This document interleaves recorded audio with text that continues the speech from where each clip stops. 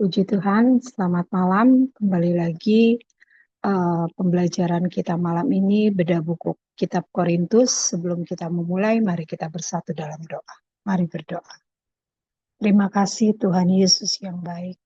Hati kami limpah dengan syukur ya Tuhan atas hari yang Engkau terus berikan buat kami, atas anugerah-Mu yang terus Engkau limpahkan buat kami, hingga kami boleh terus menjadi penikmat-penikmat anugerah-Mu, damai sejahtera-Mu, sukacita-Mu. Terima kasih Tuhan, terima kasih. Kami juga mohon ampun selalu kepadamu Tuhan Yesus, ampuni salah dosa kami, oh dari perkataan, pikiran, perbuatan kami Tuhan ampuni.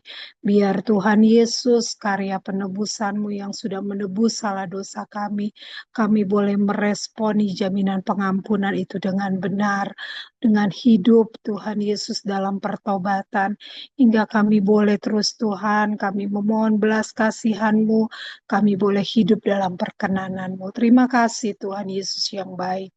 Saat malam hari ini, kami memohon pertolongan-Mu, pimpinan-Mu dalam kami, membedah buku Kitab Korintus ini. Tuhan, banyak hal yang kami tidak ketahui, banyak hal Tuhan dalam pembelajaran ini. Tuhan Yesus, kami boleh mau diberkati Tuhan, kami boleh dikuatkan.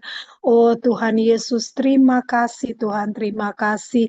Biar saat malam hari ini kerinduan kami yang Kau terus berikan, semangat yang terus Engkau berikan Tuhan itu tidak mendatangkan kesia-siaan, tapi boleh menjadi berkat buat orang lain. Kami juga berdoa buat teman-teman kami yang hari ini mungkin mau ikut bergabung dalam Zoom online. Tuhan tolong berikan mereka juga waktu untuk mereka sama-sama mendengar, membaca kebenaran firman-Mu, membagikan Tuhan Yesus apa yang mereka alami Tuhan saat mendengar kebenaran firman-Mu. Tuhan tolong juga teman-teman kami yang mendengarkan secara offline juga Tuhan berkati seperti Engkau memberkati kami saat malam hari ini. Kami sungguh percaya Tuhan Yesus Engkau mempersiapkan hamba-Mu. Hamba-Mu sudah membaca, mendengar Tuhan, biarlah itu hikmat-Mu, urapan-Mu Tuhan, biar setiap yang hamba-Mu paparkan itu semua daripada-Mu. Berkata-katalah lewat hamba-Mu Tuhan, kami siap mendengarkan kebenaran firman-Mu saat malam hari ini, dan kami mulai pembelajaran kami peralaskan hanya di dalam nama Tuhan Yesus Kristus. Haleluya. Amin. Puji Tuhan. Kita akan membacakan 2 Korintus pasal 8 ayat 1 sampai 7. Saya akan bacakan. Saudara-saudara, kami hendak memberitahukan kepada kamu tentang kasih karunia yang dianugerahkan kepada jemaat-jemaat di Makedonia. Selagi dicobai dengan berat dalam pelbagai penderitaan, sukacita mereka meluap dan meskipun mereka sangat miskin, namun mereka kaya dalam kemurahan. Aku bersaksi bahwa mereka telah memberikan menurut kemampuan mereka, bahkan melampaui kemampuan mereka. Dengan kerelaan sendiri mereka meminta dan mendesak kepada kami supaya mereka juga beroleh kasih karunia untuk mengambil bagian dalam pelayanan kepada orang-orang kudus. Mereka memberikan lebih banyak daripada yang kami harapkan. Mereka memberikan diri mereka pertama-tama kepada Allah, kemudian oleh karena kehendak Allah juga kepada kami. Sebab itu kami mendesak kepada Titus supaya ia mengunjungi kamu dan menyelesaikan pelayanan kasih itu sebagaimana ia telah memulainya. Maka sekarang sama seperti kamu kaya dalam segala sesuatu, dalam iman, dalam perkataan, dalam pengetahuan, dalam kesungguhan untuk membantu, dan dalam kasih-Mu terhadap kami, demikianlah juga hendak kamu kaya dalam pelayanan kasih.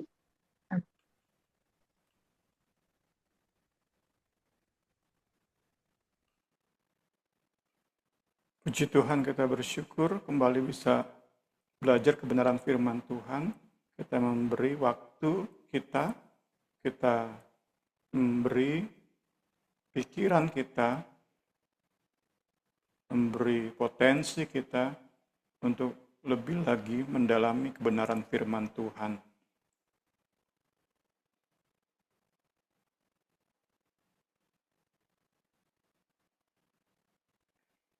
Kita pada saat malam hari ini melanjutkan bahasan kita masih di bab Paulus di Makedonia. Titus membawa kabar dari Korintus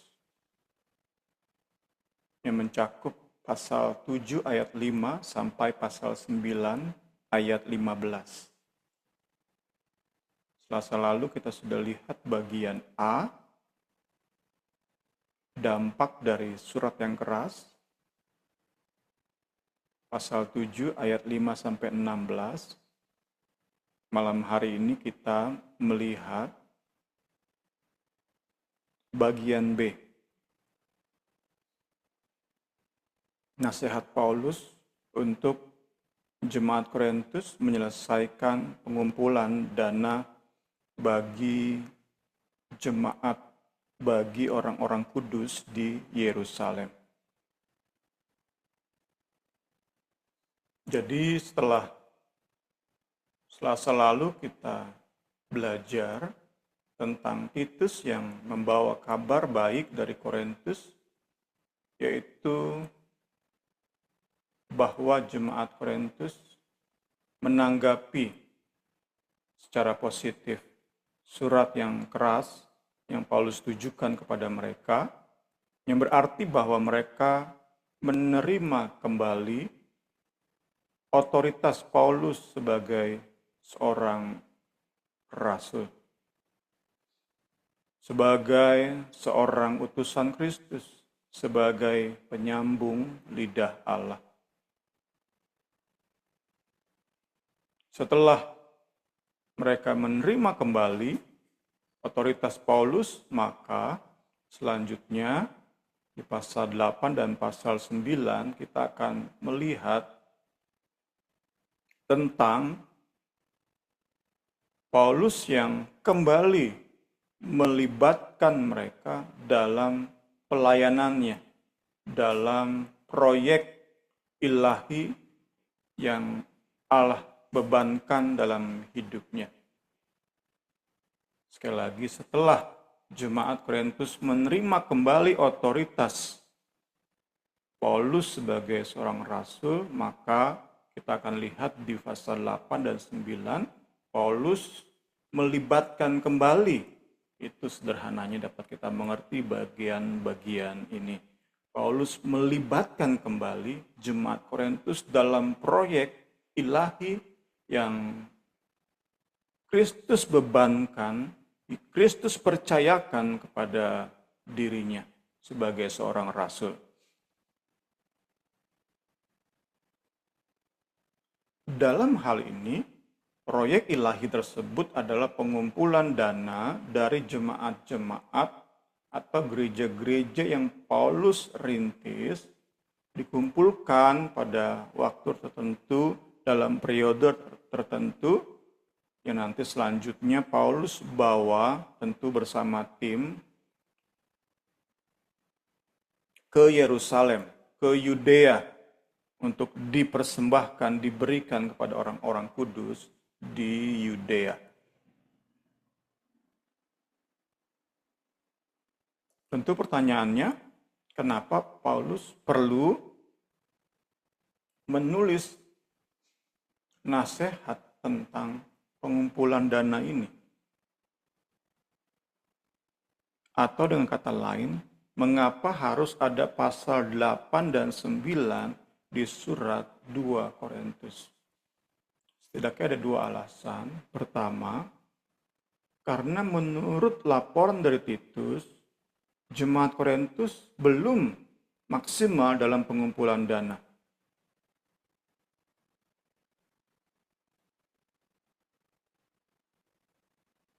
Titus menjadi saksi bahwa program yang Paulus inisiasi ini belum dilaksanakan secara maksimal oleh jemaat Korintus. Nggak ada progres yang signifikan. Mungkin mereka adakan pengumpulan dana, tetapi itu hanya formalitas, hanya rutinitas. Itu yang Titus saksikan dan Titus laporkan kepada Paulus. Di bagian pertama ini ada hal indah kita perlu catat sama-sama, ingat sama-sama. Kita lihat di sini bahwa Titus tidak hanya memberi laporan positif kepada Paulus. Titus bukan hanya menyampaikan hal-hal yang baik tentang Korintus kepada Paulus, tetapi Titus secara lengkap melaporkan apa yang perlu dilaporkan kepada Paulus. Ini tentu mengingatkan kita untuk tidak bermulut manis, untuk tidak menyembunyikan yang buruk-buruk, menampilkan semua seolah-olah semua itu baik. Enggak, kita nggak mau seperti itu. Karena kita bisa bayangkan apa yang terjadi jika Titus menyembunyikan fakta bahwa jemaat Korintus belum maksimal dalam pengumpulan dana. Apa yang terjadi? Kalau Titus sembunyikan fakta buruk ini, tentu Paulus nggak nulis pasal 8 dan 9. Kalau Paulus nggak nulis 8 dan 9, pertama, jemaat Korintus kemungkinan besar nggak maksimal. Mereka akan memberi sekadarnya. Kedua, gereja sepanjang zaman nggak bisa belajar tentang anugerah yang besar ini. Anugerah yang Paulus perkenalkan di pasal 8 dan 9 ini. Jadi pertama, mengapa ada pasal 8 dan 9, mengapa Paulus menuliskan nasihat tentang pengumpulan dana? Pertama, karena laporan Titus bahwa jemaat Korintus belum maksimal dalam hal pengumpulan dana. Kedua, mengapa Paulus perlu menulis? Karena Paulus mendapati fakta sebuah kejutan yang menggembirakan saat ia mengunjungi Makedonia, jemaat Makedonia. Kejutan atau surprise tersebut adalah jemaat Makedonia mendesak Paulus untuk turut serta dalam proyek ini, dalam penggalangan dana ini. Padahal mereka dalam kondisi sangat miskin. Mereka juga hidup dalam kekurangan. Tentu bukan karena kota mereka kota yang terbelakang, terpencil, bukan. Mereka hidup dalam kemiskinan karena aniaya oleh karena Kristus.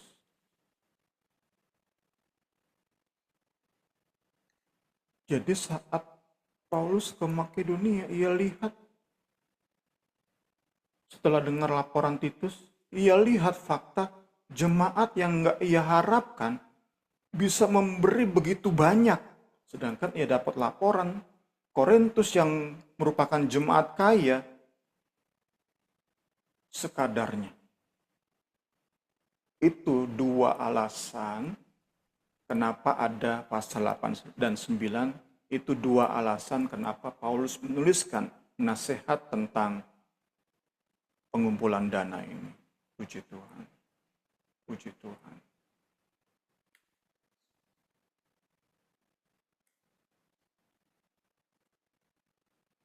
Di pasal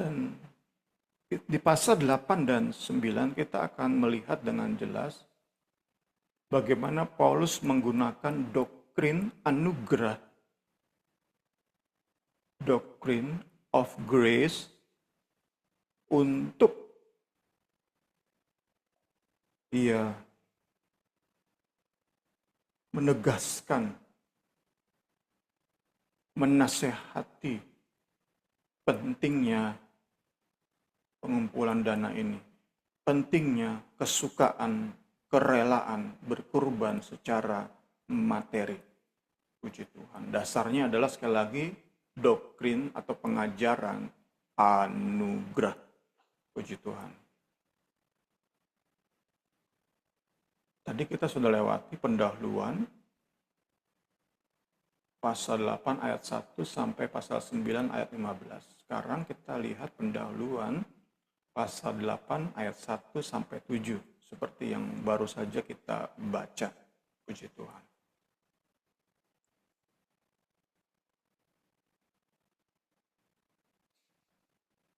Ketika proyek pengumpulan dana ini dimulai, tampaknya Paulus itu nggak mau melibatkan, enggan,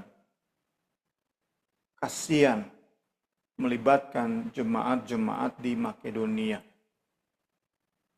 Namun saat ia datang ke Makedonia, sungguh mengejutkan. Dalam kondisi sangat miskin, jemaat Makedonia mendesak Paulus untuk melibatkan mereka dalam pelayanan ini.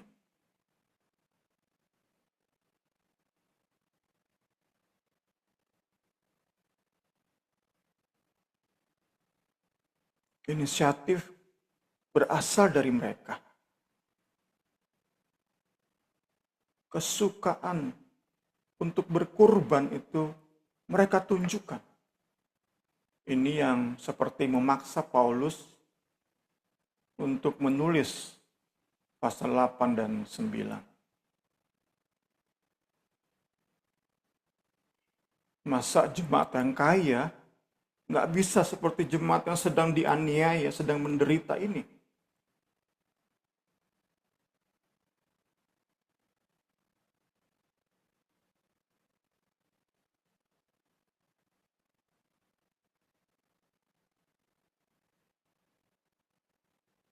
Kita lihat ayat 1.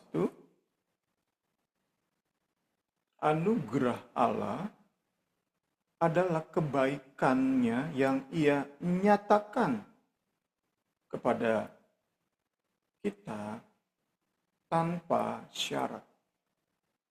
Dan anugerah ini Allah nyatakan pertama dalam bentuk inkarnasi Yesus Kristus. Pasal 8 ayat 9. Kedua, dalam bentuk berita pendamaian yang ia percayakan, diberitakan oleh para rasul. Pasal 6 ayat 1. Anugerah Allah, kebaikannya yang ia nyatakan kepada kita tanpa syarat. Anugerah yang tidak nampak ini, invisible, yang nggak terlihat ini, nyatanya merupakan sesuatu yang bisa dilihat, yang konkret, karena itu nyata dalam kehidupan jemaat. Khususnya didaftarkan oleh Rasul Paulus di ayat 7 pasal 8 dalam bentuk iman, perkataan, pengetahuan, dan kasih.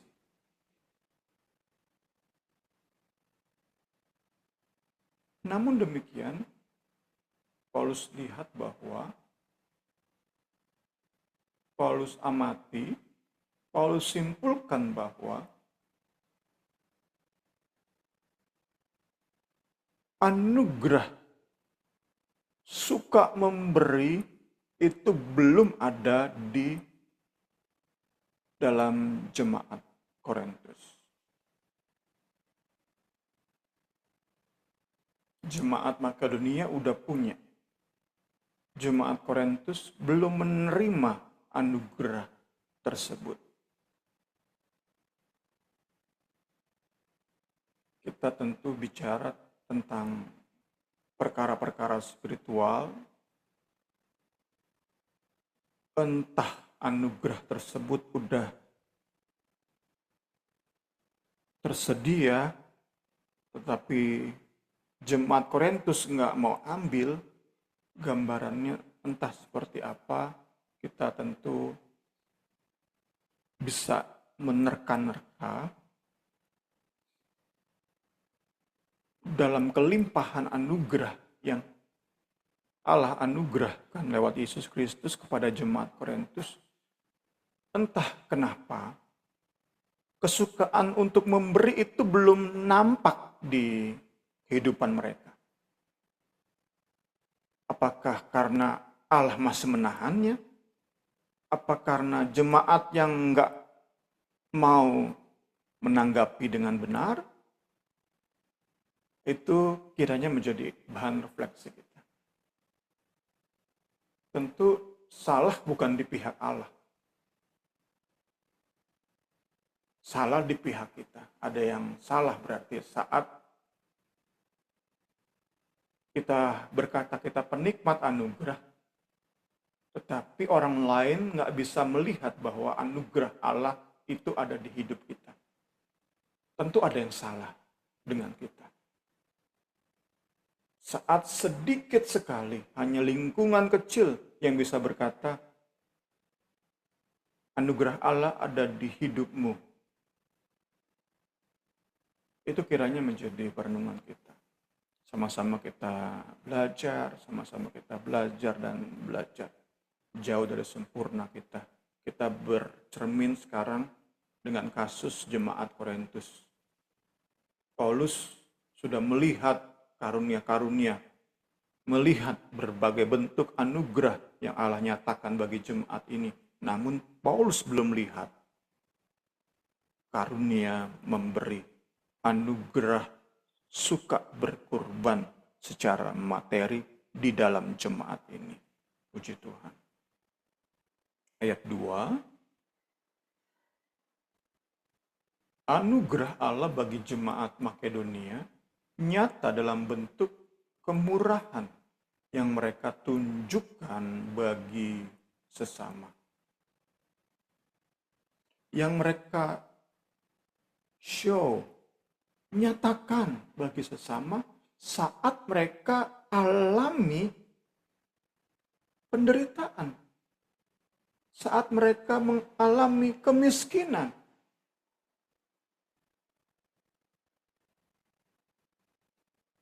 Tetapi Allah yang tak terbatas itu mampu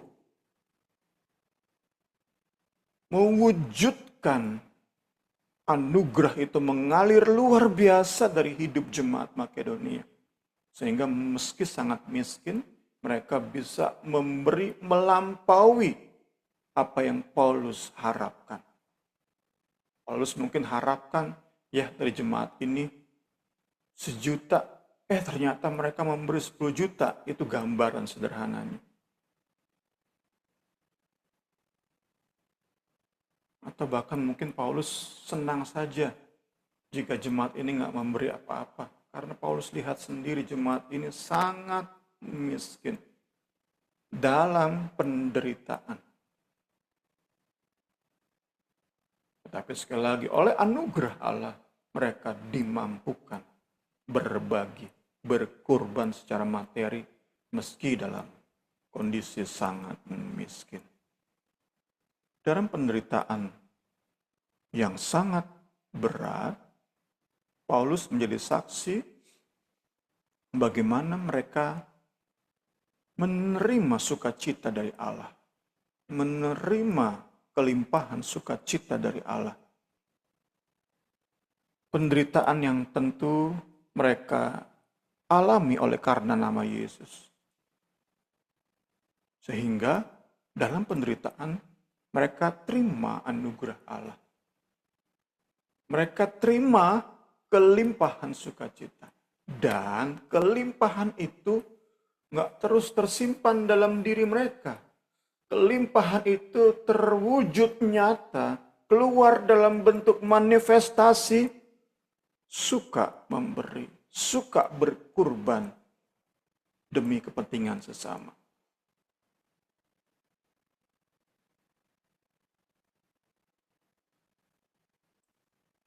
Jadi di sini nilai dari persembahan yang jemaat Makedonia berikan itu tidak ditentukan oleh sedikit atau banyaknya jumlah dana yang mereka berikan kepada Paulus.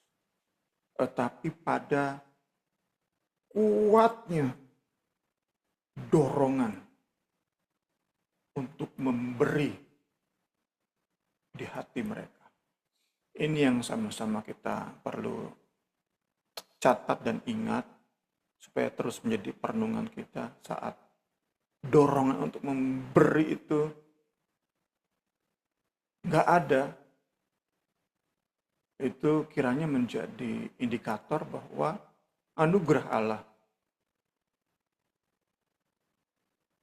tidak bekerja dalam hidup kita. Anugerah Allah tidak menyatakan kedahsyatannya. Karena kita dapati di sini anugerah tersebut bagai dinamit, daya ledaknya luar biasa sehingga memampukan jemaat Makedonia dalam kesusahan, dalam kemiskinan bisa memberi melampaui kekuatan mereka, melampaui ukuran mereka secara manusia. Puji Tuhan. Allah Roh Kudus tolong kita mengerti bagian ini, mengingatnya, tertanam dalam hati kita, mengerjakan perkara-perkara besar dalam hidup kita. Puji Tuhan, puji Tuhan. Ayat 3,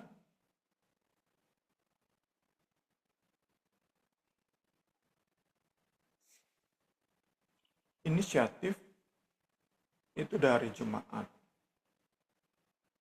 kerelaan dari jemaat.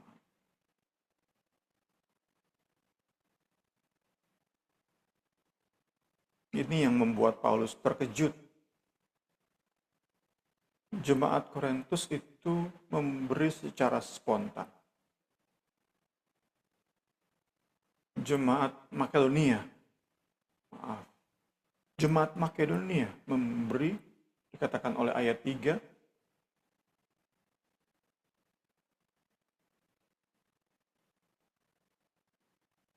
memberi menurut kemampuan mereka, bahkan melampaui kemampuan mereka.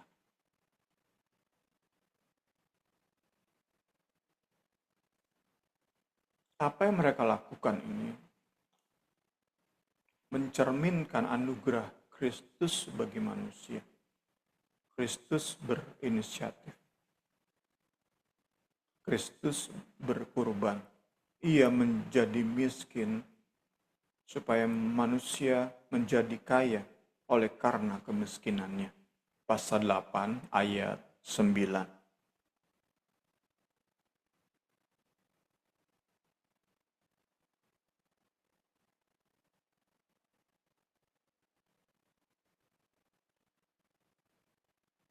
Kita di ayat 4 melihat sebuah istilah pelayanan bagi orang-orang kudus.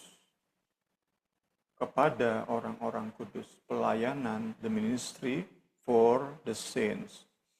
Pelayanan kepada orang-orang kudus.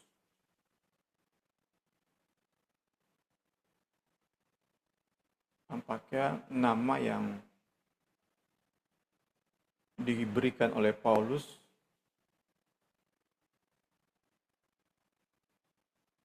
dalam memperkenalkan program pengumpulan dana ini.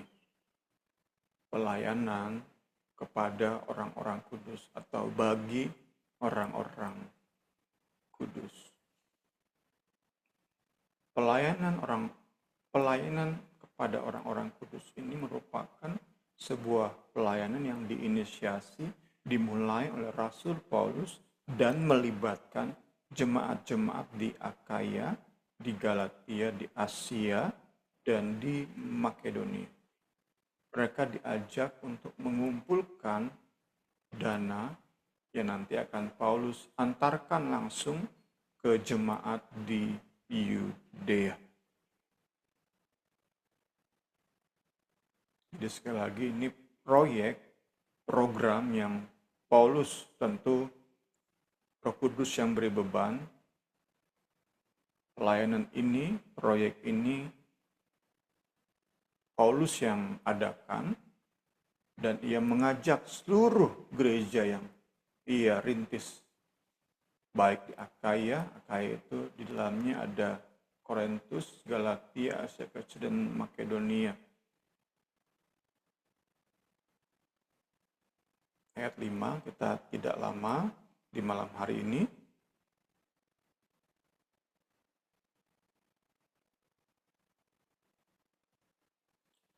Dijelaskan di bagian ini alasan dari pemberian yang mengejutkan Paulus tadi.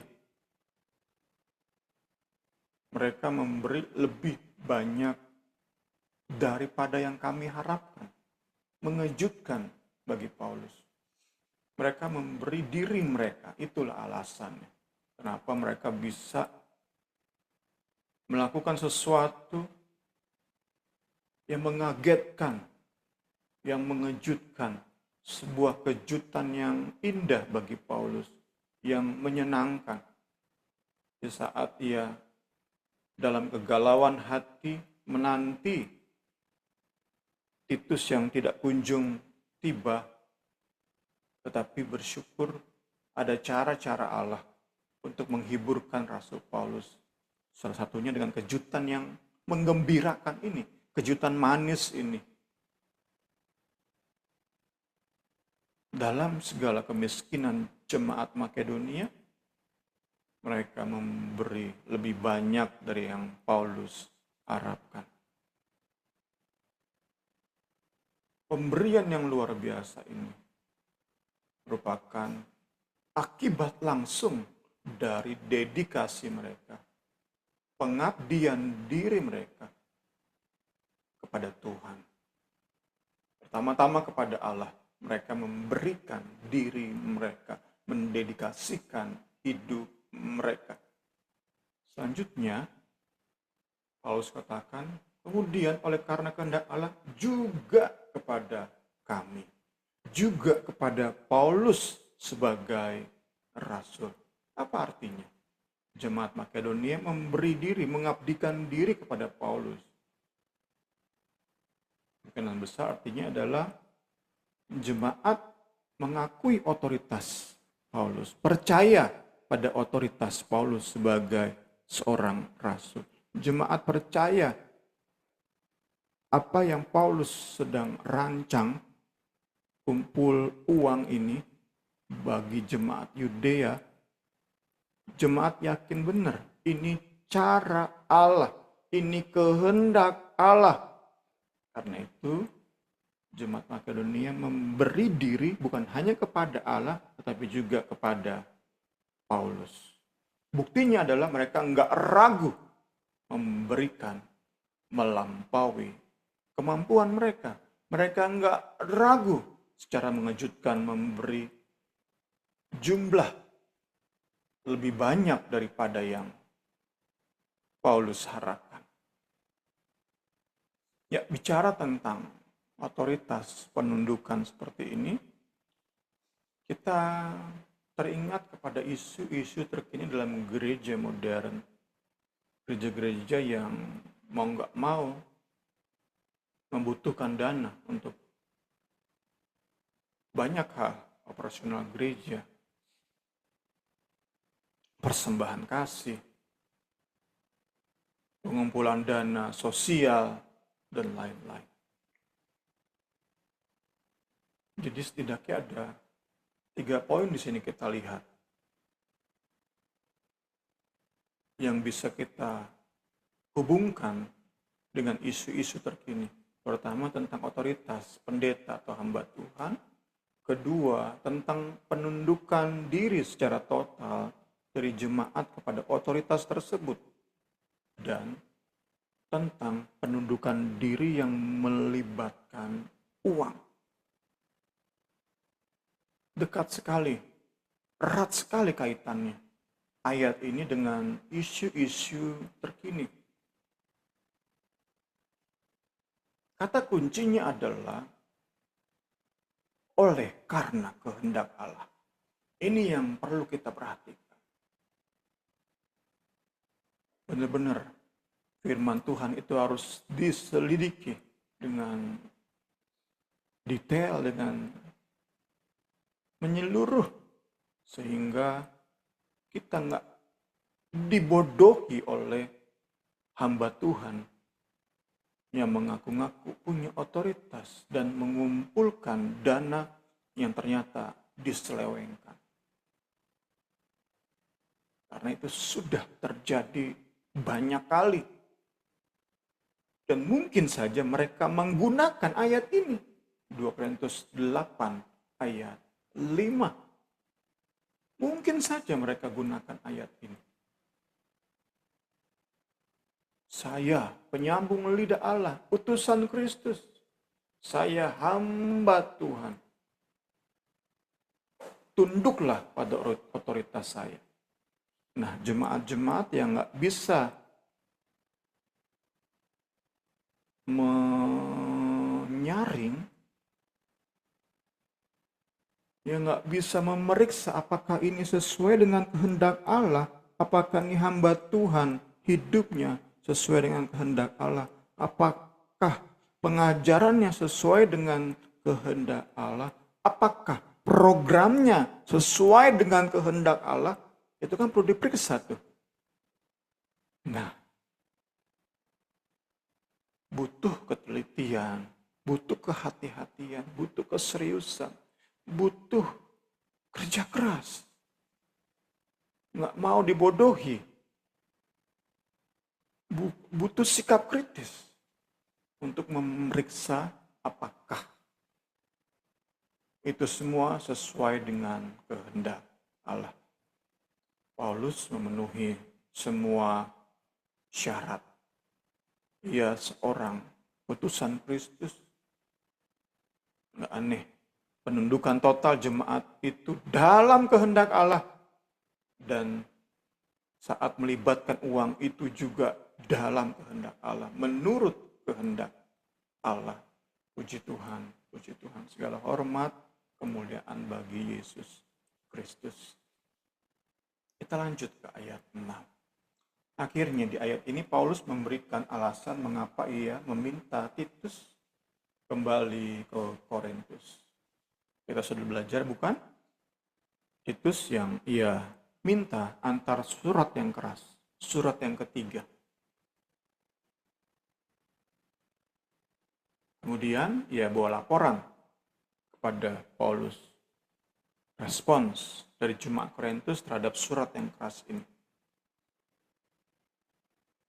Untuk membawa surat 2 Korintus ini atau surat yang keempat ini, Paulus pun percayakan Titus untuk membawa. Dan Paulus jelaskan di ayat ini mengapa ia mengutus Titus. Tuhan. Paulus mendesak Titus untuk kembali kunjungi jemaat Korintus. Alasannya supaya jemaat Korintus benar-benar terbantu secara maksimal menghidupkan, mengaktifkan anugerah Allah dalam suka berkorban, suka memberi. Puji Tuhan. Puji Tuhan, itu yang menjadi tugas Titus. Yang Paulus percaya Titus sanggup lakukan. Ya, mau Titus membantu jemaat Korintus, membantu dalam hal penyelesaian partisipasi jemaat Korintus dalam proyek yang Paulus inisiasi. Proyek kasih ini bukanlah sesuatu yang dipaksakan. Paulus yakin jemaat Korintus hanya perlu diberi dorongan, katalis. Katalisnya ada dua. Nasihat dari Paulus yang dibawa lewat Titus, atau Titus pun kita bisa tambahkan kedua. Titus menjadi faktor katalis juga kehadirannya. Dan yang jelas, yang nomor 3 atau nomor 2 adalah katalis dari jemaat Makedonia. Puji Tuhan, puji Tuhan. Paulus yakin saat diberi treatment yang tepat, pasti jemaat Korintus yang sudah ditebus oleh Kristus, lahir baru, punya Roh Kudus di hidup mereka. Paulus yakin anugerah suka memberi itu akan aktif dalam hidup mereka. Dalam atau di tengah jemaat Korintus. Puji Tuhan. Puji Tuhan. Puji Tuhan. Kemudian kita lihat dalam memilih Titus, Paulus tentu memiliki pertimbangan-pertimbangan yang sudah matang. Paulus melihat bahwa Titus ini bukan hanya seseorang yang dewasa rohani sehingga dapat dipercaya, tetapi karena ia lihat Titus sebelumnya disambut dengan begitu hangat oleh jemaat Korintus. Jadi Paulus ingin katakan, Titus, kamu kan udah akrab benar dengan jemaat Korintus. Saya percaya kamu bisa menyelesaikan proyek ini. Apa yang menjadi bagian jemaat Korintus, aku percaya kamu bisa. Tuhan pakai untuk membantu jemaat Korintus secara maksimal, membantu berkurban bagi orang-orang kudus di Yudea. Puji Tuhan. Puji Tuhan, ini tentu memberi kita insight dalam mempercayakan tugas kepada seseorang. Bukan hanya ia dapat dipercaya, tetapi perlu kita lihat pertimbangan-pertimbangan lain.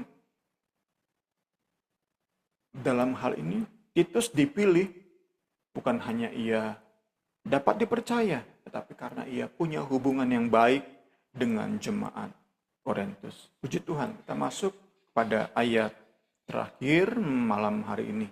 Ayat 7 merupakan klimaks dari ayat 1 sampai 6. Jadi kita bisa katakan ayat 1 sampai 6 itu dapat disimpulkan oleh ayat 7 ini. Maksud dari Paulus tulis semua ini, ayat 1 sampai 6, adalah untuk melihat jemaat Korintus itu bukan hanya menikmati anugerah yang sudah mereka terima sekarang, tetapi untuk lebih lagi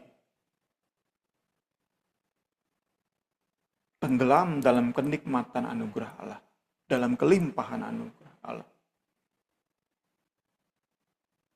Paulus ingin melihat jemaat Korintus juga punya anugerah dalam kesukaan memberi.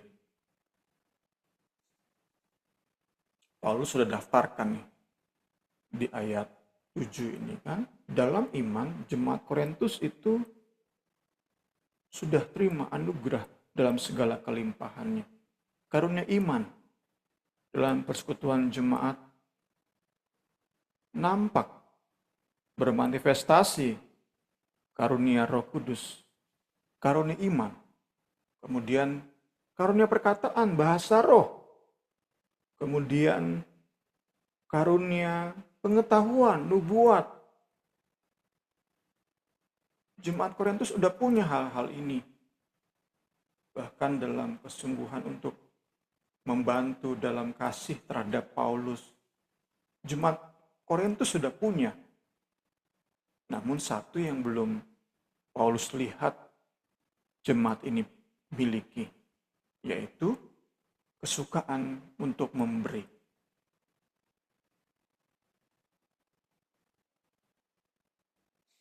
Kalau tentang karunia Roh Kudus dalam persekutuan ibadah, bahkan mungkin jemaat ini paling hebat. Tetapi Paulus ingin katakan, dalam memberi jemaat Korintus memble, jemaat Makedonia yang patut menjadi teladan role model. Paulus ingin jemaat Korintus juga memiliki apa yang dinikmati oleh jemaat Makedonia.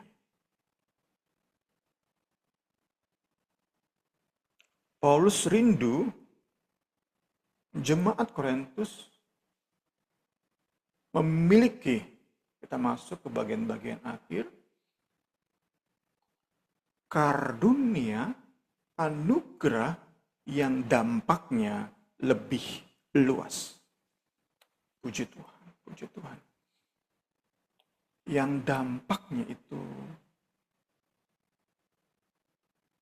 lebih global,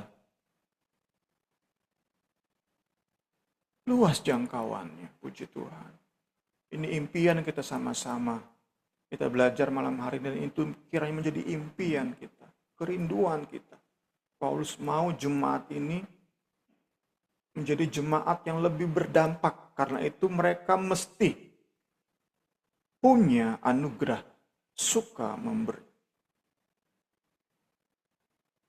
Keinginan Paulus ini supaya jemaat Korintus mengusahakan memiliki anugerah memberi itu sesuai dengan pola yang Paulus telah berikan di surat 1 Korintus. Kita lihat beberapa ayat, puji Tuhan.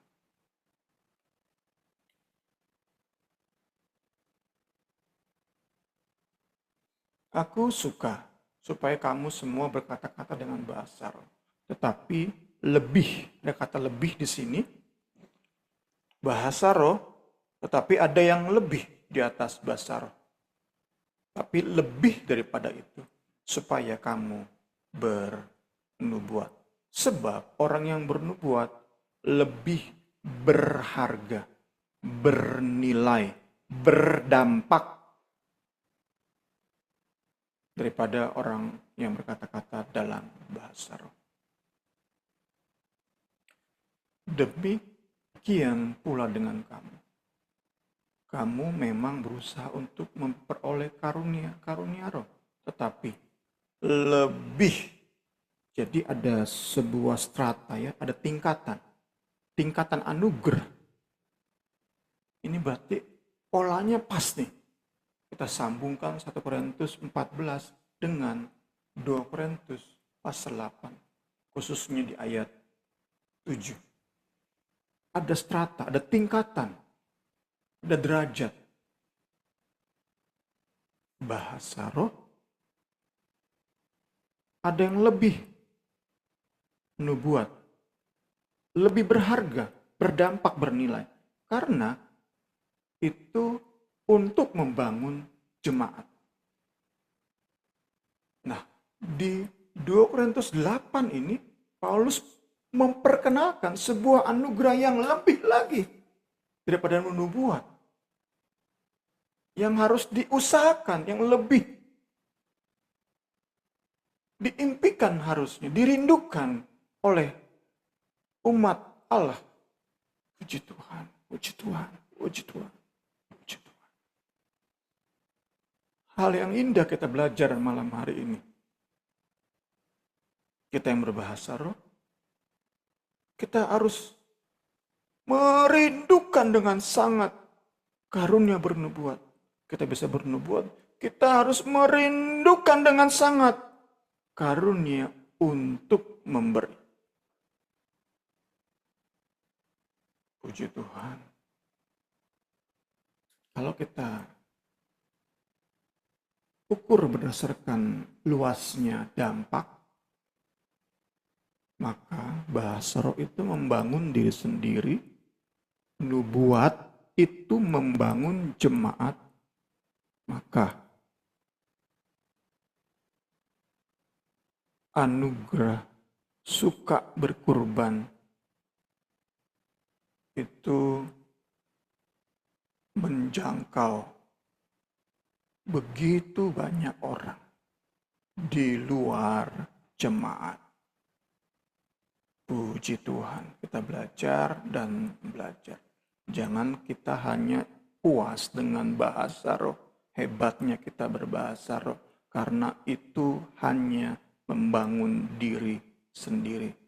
Jangan pula hanya puas membangun persekutuan, membangun gereja kita dengan nubuat, dengan nasihat, dengan konseling, dengan pelayanan-pelayanan lainnya yang lingkupnya hanya persekutuan atau gereja lokal.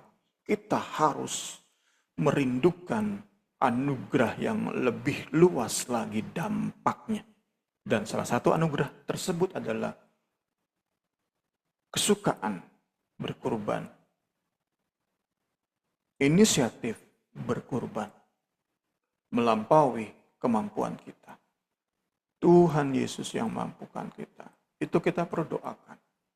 Itu kita perlu doakan. Itu kita perlu minta. Karena itu siapa yang berkata-kata dengan bahasa roh, ia harus berdoa. Supaya kepadanya diberikan juga karunia untuk menafsirkannya. Karena karunia menafsirkan yang memberi dampak lebih luas terhadap karunia berbahasa roh. Kita yang sudah bisa memberi bagi pekerjaan Tuhan di gereja lokal, di persekutuan lokal, kita berdoa, kita harus berdoa supaya kepada kita diberikan juga karunia untuk memberi bagi pekerjaan Tuhan di tempat-tempat lain, khususnya tentu mereka yang dalam kekurangan. Segala hormat kemuliaan bagi Kristus, kiranya pembelajaran malam hari ini melengkapi kehidupan kita semua. Saya kembalikan kepada Ibu Rini. Puji Tuhan. Kita di sini ada Kak Aurora. Mungkin Kak Aurora mau bertanya tentang pembahasan kita malam ini.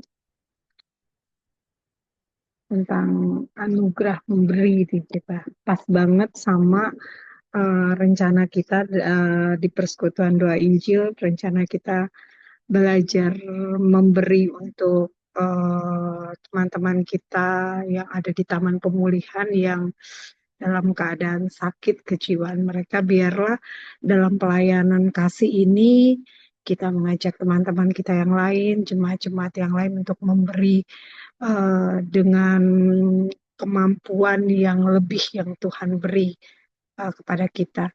Mungkin Bu, ada yang mau ditanyakan Bu? Atau mau beri? Ya, ini nih sebenarnya kalau seperti yang Bu mau nggak tahu ini bertanya apa apa mau merespon ya. Iya. Mungkin pertanyaan kali ya. Ini kan kalau seperti jemaat Makedonia ini kan dia memberi melampaui kemampuannya gitu ya. Yang pengen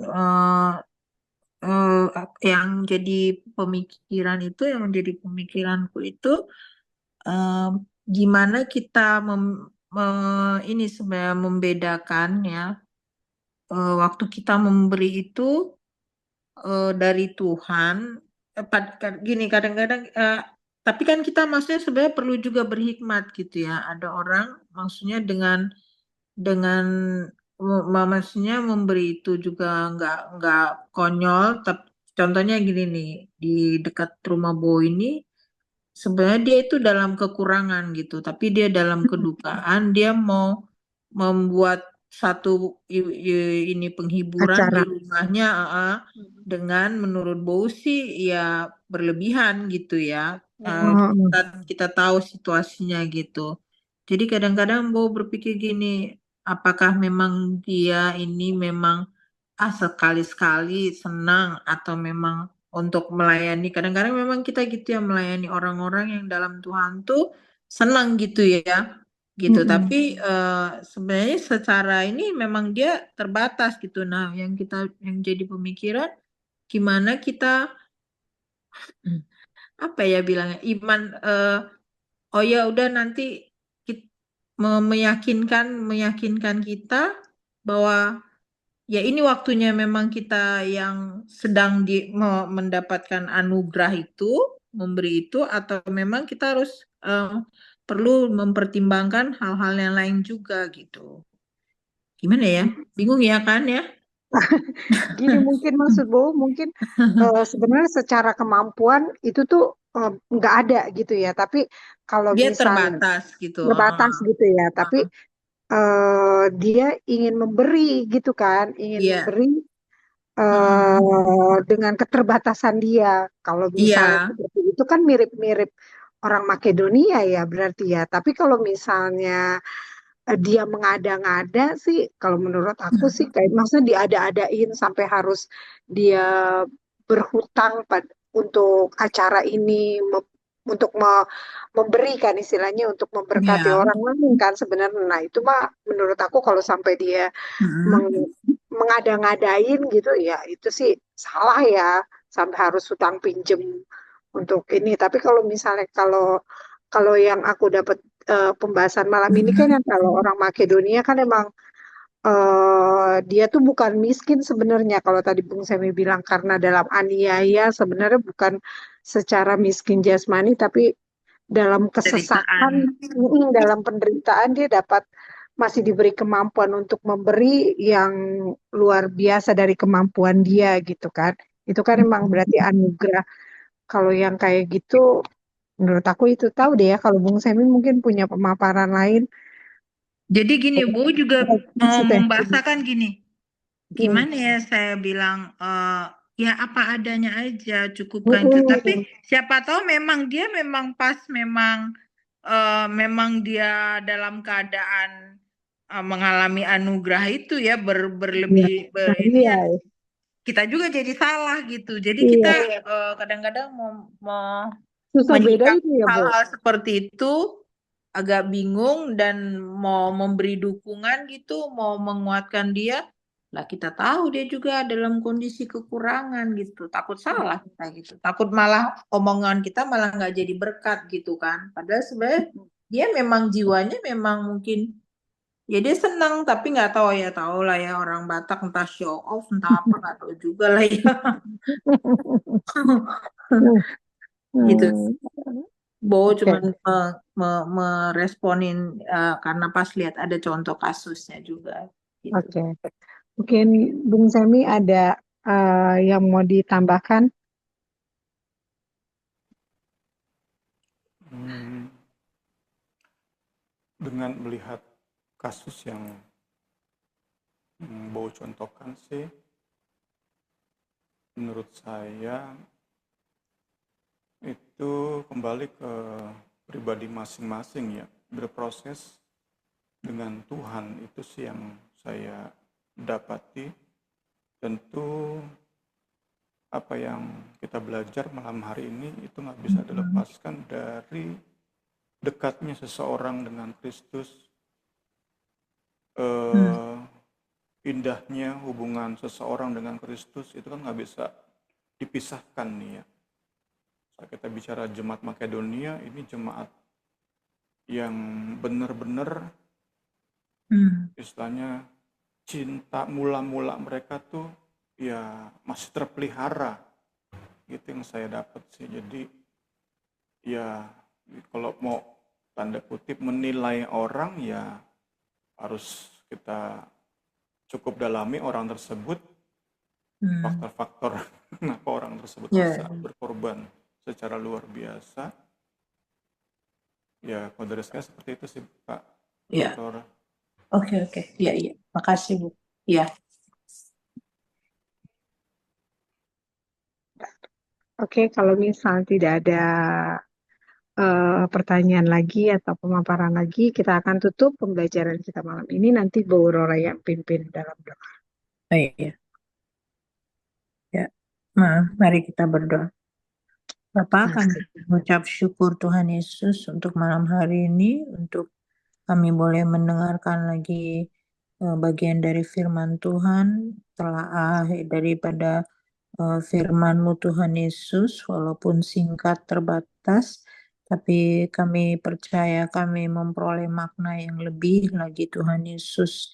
Ada pembelajaran dari jemaat Makedonia Tuhan, jemaat-jemaat yang dilayani Rasul Paulus Tuhan Yesus, dan kami boleh juga melihat diri kami sendiri Tuhan, boleh juga menjadi cermin bagi diri kami. Sudah sejauh mana kami Tuhan Yesus berkorban, sudah sejauh mana kami memberi, sejauh mana motivasi kami di tengah apa yang memang Tuhan sudah anugerahkan kepada kami. Banyak kali kami terbatas Tuhan, banyak kali kami terbatas, tapi firman Tuhan sungguh meneguhkan kami Tuhan Yesus. Dan kami rindu Tuhan, tambahkan anugerah itu di dalam kami Tuhan. Kesukaan memberi Tuhan Yesus pada waktu yang tepat, pada cara yang tepat, seperti caramu, waktumu Tuhan Yesus.